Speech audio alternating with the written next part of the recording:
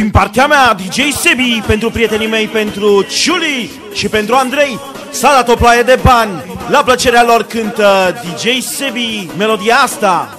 Vreau acasă să mă întorc, nu e după Spanie, pe ea s-a dus anume, ea se încalcă din afară, mâine mă întorc în țară.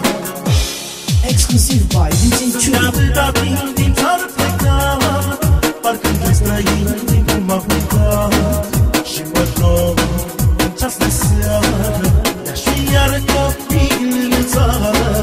Văd ai mei părinți cum stau lângă foc, însă mă trezesc în lacrimi în ochi, și cu sufletul pe spin măi, străini între străini măi.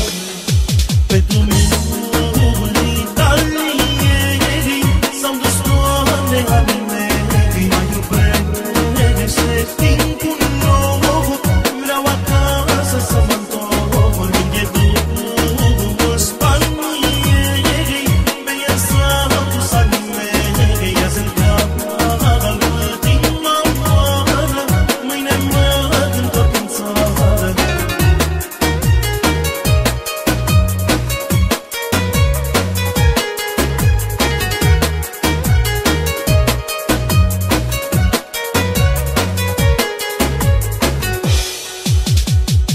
Tot mereu îmi zic, mai stau doar un an, până mai adun și pun bani pe bani.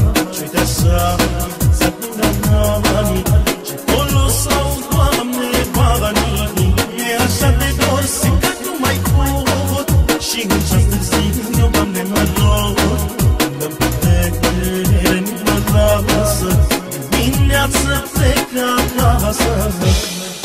Pe drumul Italiei s-au dus toate ale mei, mai iubește timpul nou, vreau acasă să mă întorc, lângă după Spaniei, pe ea s-a dus ale mei, ea se încalcă din afară, mâine mă întorc în țară.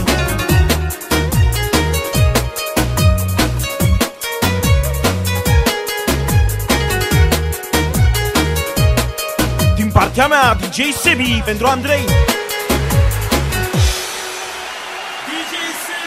Pe drumul Italiei s-au dus toate ale mei, mai iubește timpul nou, vreau acasă să mă întorc.